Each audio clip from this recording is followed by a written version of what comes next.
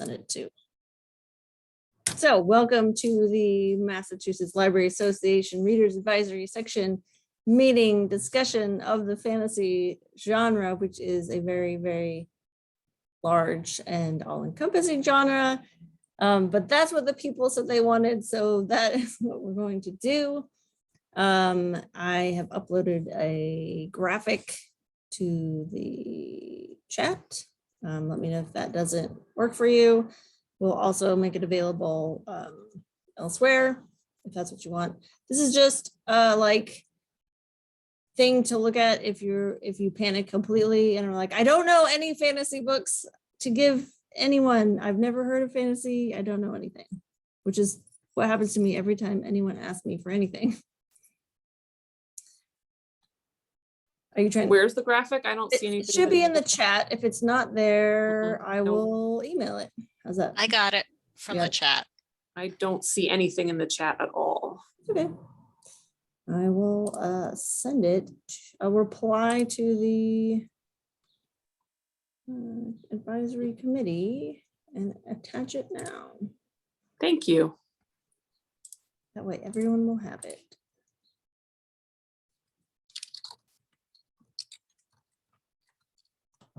I might have BCC'd that one, so. I see Reader Advisory Committee and Google Group, so that's fine. Okay. Okay. Okay, and I can also share my screen, I suppose, and you could see my graphic. Oh, right, there's a whiteboard now. It's exciting.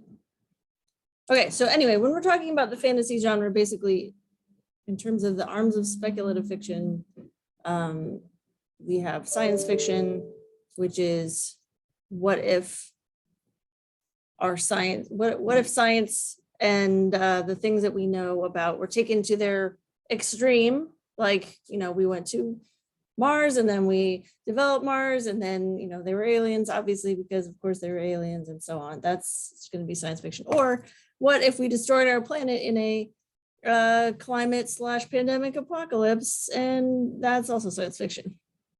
Horror, the third leg of the speculative tripod, would be like, what if all those things that you were terrified of were actually real and they were trying to murder you? I mean, usually they have their own reasons. If you get in their way, that's on you. And then a fantasy would be what if ? But magic. So yes, as I think Isaac Asimov said, it's hard to distinguish advanced technology from magic, especially for those of us who, you know, lived in the era before smartphones and so on. It seems magical, but in general, if it has magic in it, you can call it fantasy. And so that covers just a whole lot of things. From your Harry Potters, you know, that begins in our world, but then reveals a magical underbelly, to like J.R.R. Tolkien. It's an entirely other world. Everyone knows there's magic. There are different races. There are dragons. There are elves, stuff like that. And so there's a lot in between, like fantasy that takes place in our world and fantasy that is entirely set in another world with elves and dragons, and pretty much something for everyone, even Aline, who's not here. I think fantasy gets a bad rap when someone picks one up and they open it up and they're like, I can't understand any of these words or names, and that makes me feel uncomfortable. And you know, that is just an understandable gut reaction, but I encourage us all to push forward with names that seem unfamiliar to us in real IRL as well as in fantasy, right? If you have someone who you're trying to recommend a fantasy book to and they're like, I don't really like it if they have names I can't pronounce in my head. My go-to for that is to say, like, try the audiobook. They read it to you and you don't have to try and like figure it out. So my prime example on this is The Goblin Emperor by Catherine Addison. Almost everyone who's read The Goblin Emperor that I know of has been like, this is a really good book. I really liked it. It made me feel warm and fuzzy. Even Aline, who does not like fantasy words. There are like the naming conventions of the world that Catherine Addison has created are such that they will trip up even the most seasoned fantasy reader. And so the audio version is the best way to go. And so if you are, you're standing with someone who's interested in getting started with the fantasy genre, you might, maybe you're at the new shelf, you might pick up a few, flip through and just see what the density of words that stop your eyeball are, or ask them what they're interested in terms of like the level of fantasy outside there. Oh, that was Aline. You can tell her that we're talking about it. So I think most of your patrons that come to you looking for fantasy are probably not going to be first timers. They tend to be, like me, people who have like read long series. Like I've read the whole Wheel of Time. I've read all of the blah, blah, blah. And now I'm looking for something else because I finished that. And so the kind of questions to ask that person is, what did you like about that? Like, was it the world building? Was it the characters? Do you like a big cast of characters? Do you like fantasy that's set in our world, or do you like fantasy that's set in its own self-contained world? So if we look at the graphic, let's see if I can open my own graphic.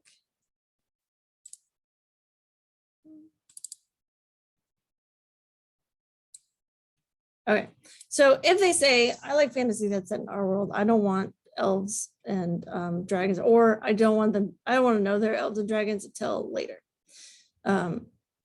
You might want to give them some urban fantasy. So, the classic urban fantasies are your Laurel K. Hamiltons and your Jim Butchers. And so they feature, a witch or a wizard or a vampire hunter or someone who is in usually a Midwestern city, and they are doing like private investigator type work. The Ilona Andrews series there is set in Atlanta. But the city itself is important. Hence the urban part of the title. And there's usually there could be varying levels of sex. So if you're giving someone urban fantasy, check and see what their spice level is. So sometimes it's hard to tell just on the face of it if it's an urban fantasy or a paranormal romance. And so like, just be careful. If they say they don't want any sex, then, check and make sure it's not a paranormal romance. Going down a little bit down to mystery, there's a couple under there that are also sort of set in our world. Magic for Liars by Sarah Galey and the Rivers of London series by Ben Aronovich are set in our world with magical mysteries. So they are a normal world, but there is magic that exists in them. And so I think that this is a good place to, if you do get someone who is like a mystery reader, who's interested in just dipping a toe into fantasy, you could use one of those books to sort of like get their interest and get them on our side, the dark side. Oh wait, that's science fiction. But anyway, so you can also ask a person that's interested in fantasy, what kind of television shows they like, right? So if they've been watching The Witcher and really liking it, you can offer them the Witcher books, or you can say, is it the like gritty realism you like? Like, I want fantasy, but I want to see the dirt and blood and action. And so you can point them toward the sort of like actiony, gritty fantasy series, of which there are many. So Joe Abercrombie is a major author there, but I have put a couple others in there. The Evan Winters, Rage of Dragons, and there's a second one in the series is out now. But if they like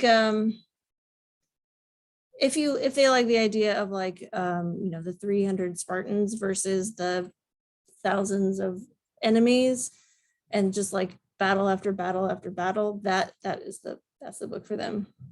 It's very battle-y, which I enjoyed.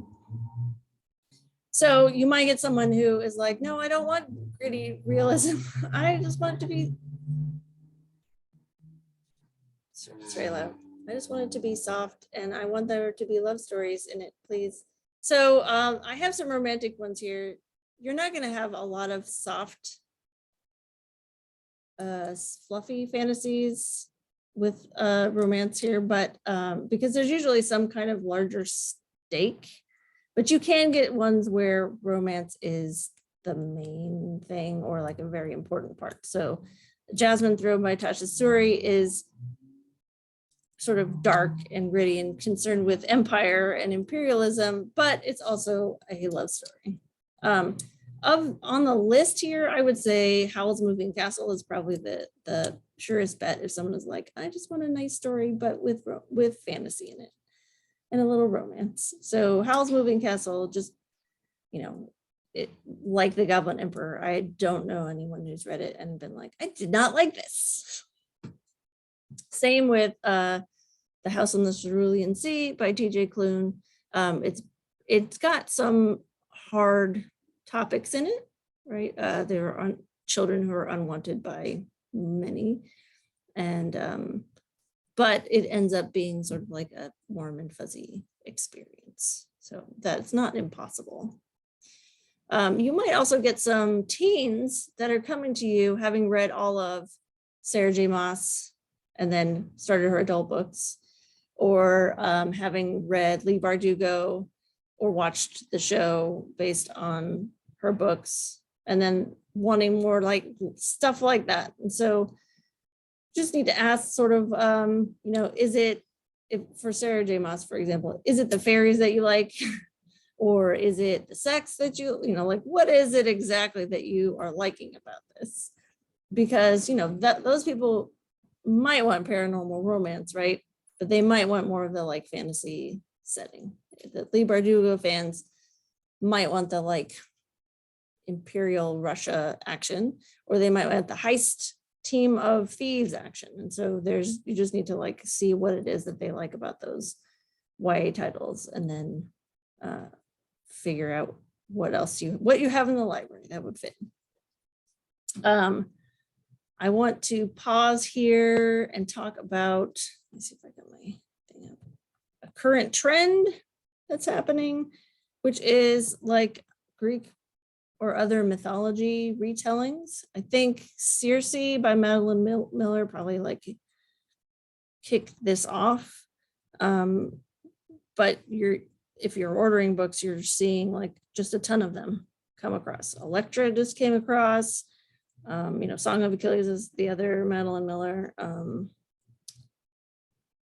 There has been just a ton of Persephone and Hades adaptations, and they're not explicitly fantasy, but they also have some like, often they have some kind of magical element. So like Lore Olympus, the graphic novel, the Scarlett St. Clair and Katie Robert stuff, that's not fantasy. It's set in an alternate world, and there's not like a lot of magic, but it's also this flood of mythological retellings that's just happening right now. So if they come in and they're looking for mythological retellings, that's a thing that you can search like on Novelist, and there's just a wealth of stuff, and a lot of it ends up having fantasy elements in it.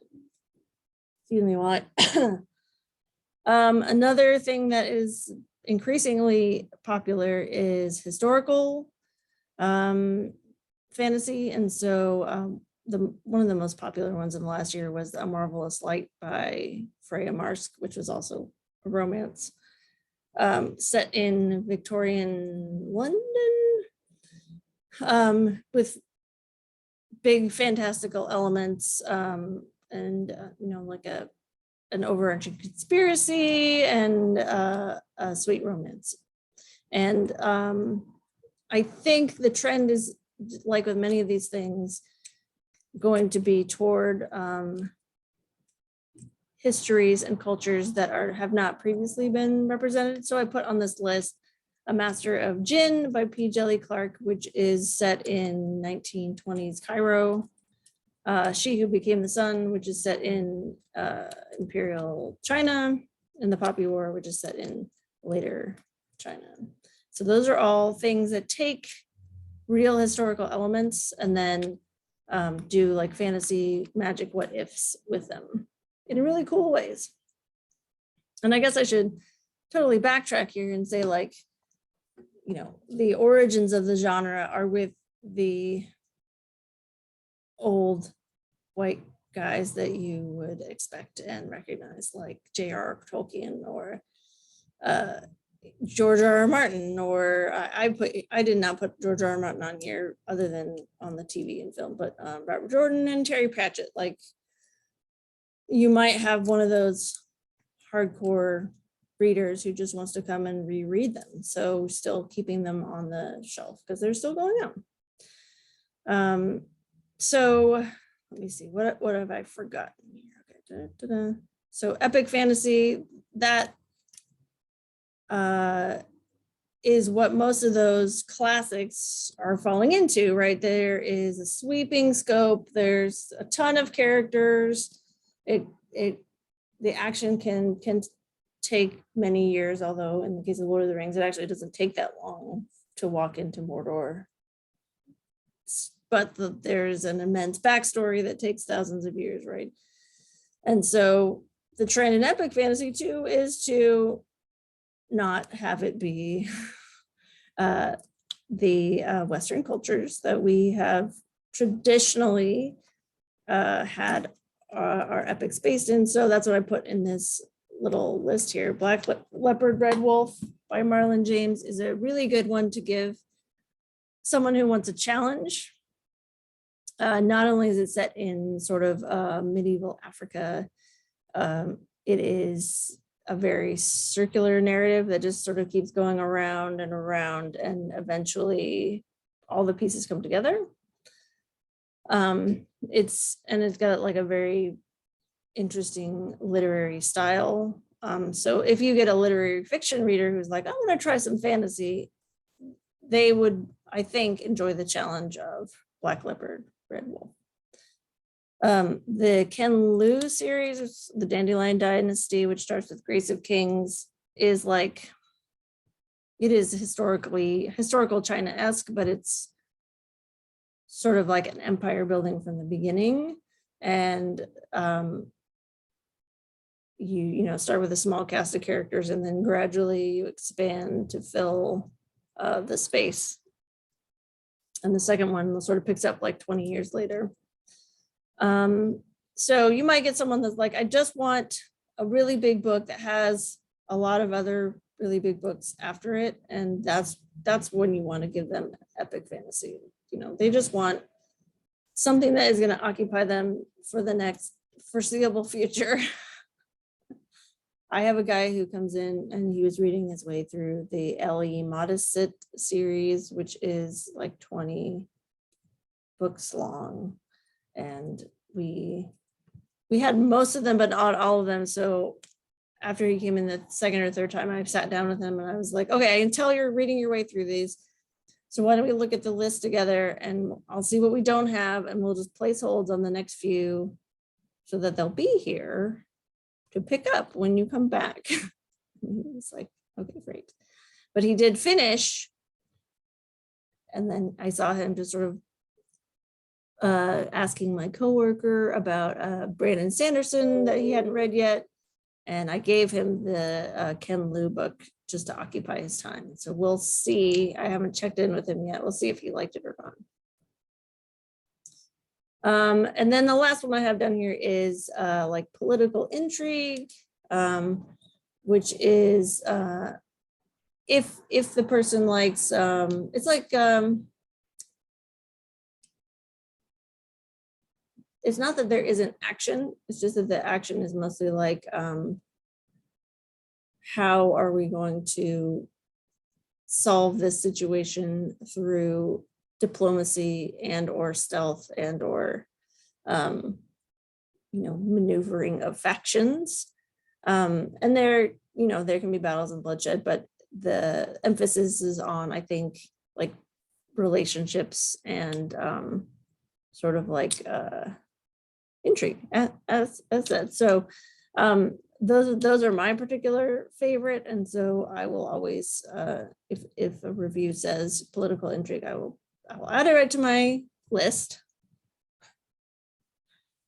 So before I wrap up, I just wanted to go over some of the sure bets. If you just have someone who you want to hand a book to, the Naomi Novik's Uprooted is a good one, especially if you have like an older teen. It's standalone, and you can just hand it off with pretty high confidence that someone will like it, no matter what direction they're coming from. They like historical fiction, or they like stories about female characters. Discovery of Witches by Deborah Harkness. Witches are real. They're in our modern world. It's a TV show adaptation of it they might have seen.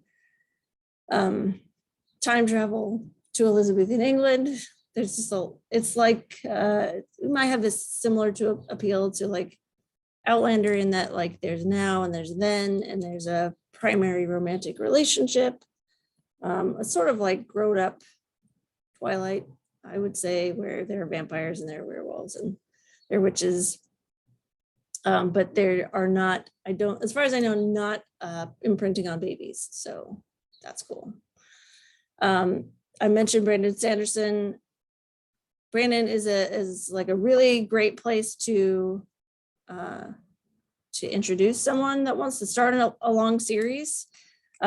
His ongoing 10-volume series of Bricks is like, I would start with Mistborn here, which is a smaller completed series, or at least the trilogy is completed and then he's continued on. Also good if you get someone who says, I don't want any sex in my fantasy books. Brandon is Mormon, and so although he does do same-sex relationships, he does not, it's not like on-page sex is not really a thing. So if you get someone who's like, I want fantasy, but I don't want any sex at all, Brandon Sanderson's a pretty good bet. You might have you'll have romance, but not sex. Black Sun by Rebecca Roanhorse is an epic fantasy set in, why am I blanking? South America? Christy, do you remember? Yeah, like pre-Columbian. Pre-Columbian, thank you. Yep.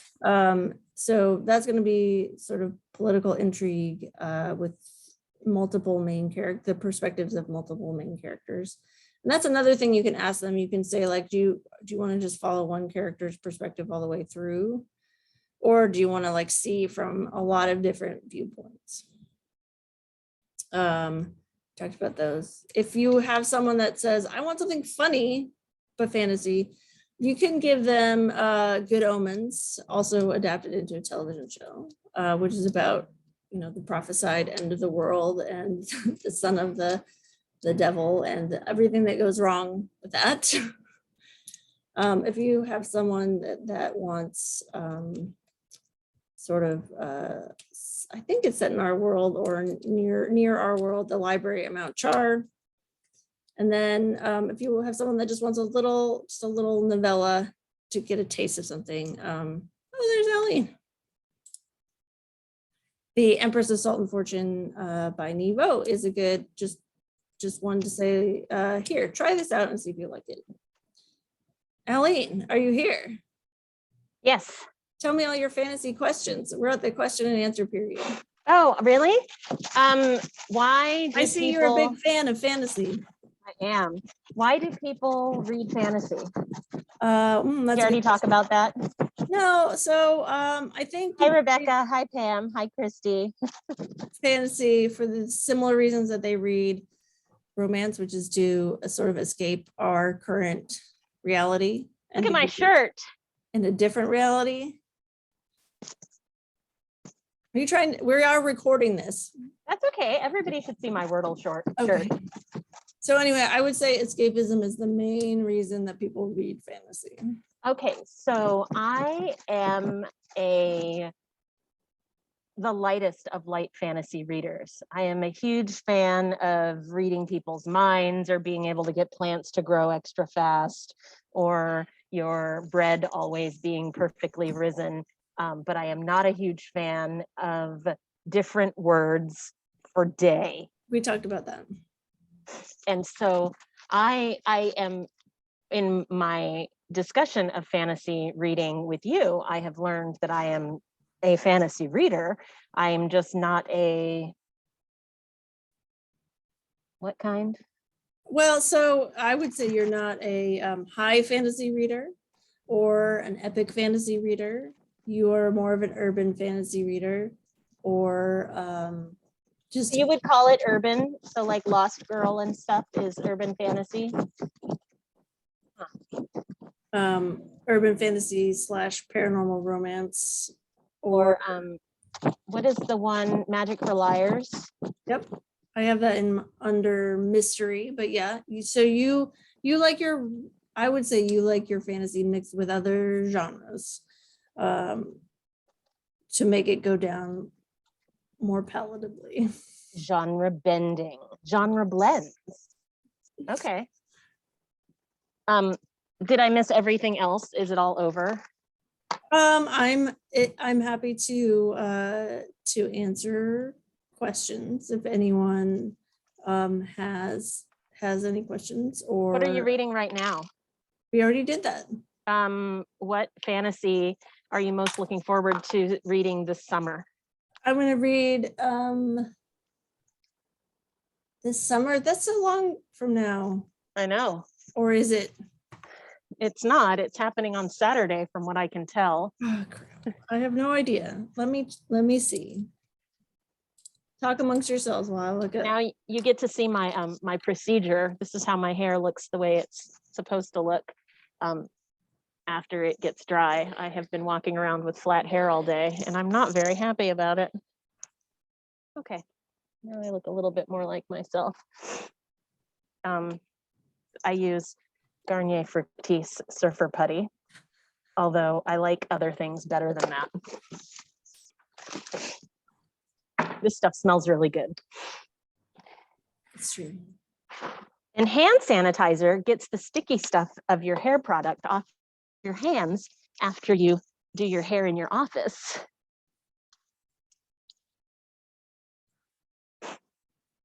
Oh, What? well, I was gonna say I do want to read The Memory Librarian by Janelle Monáe, but I'm not. I think it might count as Celebrity memoir. science fiction. Oh, Janelle Monáe. Yes, I'm into that. Hi, Pam. Hello. I'm not going to see you Sunday. I'm going to see you Monday, right? Yes. Or am I going to see you Sunday? I don't know. We haven't decided yet. Oh, okay. We'll figure it All right. out. Let me know.